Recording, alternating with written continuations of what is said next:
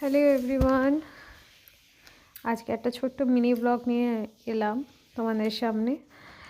তো এখানে দেখতেই পাচ্ছ একটাও বাজেনি, কিন্তু আমি অ্যাকচুয়ালি ডিনারের প্রিপারেশন করছিলাম, সাথে একটা পেয়ারা খাচ্ছিলাম কারণ কি হালকা খিদে পাচ্ছিল, কারণ কি সকালে তো ওটসের স্মুদি খাই, তাই জন্য।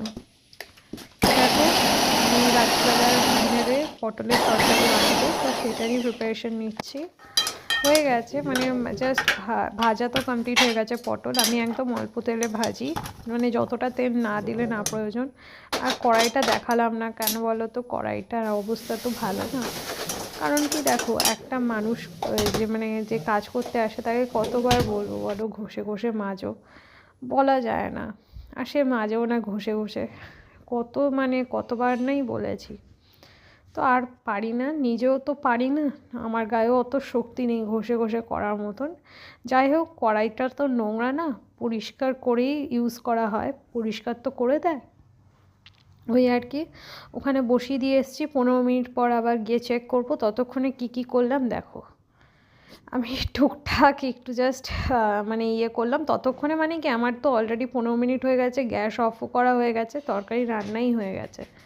তো এখন আমি ভাবলাম ও তো এখনও আসেনি লাঞ্চ করতে, তো তখন আমি কি করা যায়, কাজ তো বিভিন্ন রকম। তুমি যদি একটা বাড়িতে থাকো, বিভিন্ন কাজ আছে করার মতন, ঠিক আছে। আর তুমি একদিন জিনিস না মুছলে, একদিন ডাস্টিং না করলেই দেখবে জিনিসে কত ধুলো। আমার বাড়িতে তো এরকমই কাণ্ড। এই দেখো এখন এলো লাঞ্চ করতে, তো যাই লাঞ্চটা করে নিই। আর দেখো লাঞ্চ কমপ্লিট, বাস এখন অফিস যেতে হবে, ঠিক আছে।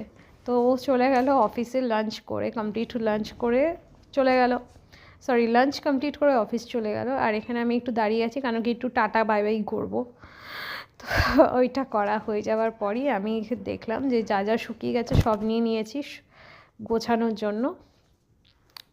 আর এখানে টুকটাক জামা কাপড় গুছাচ্ছি।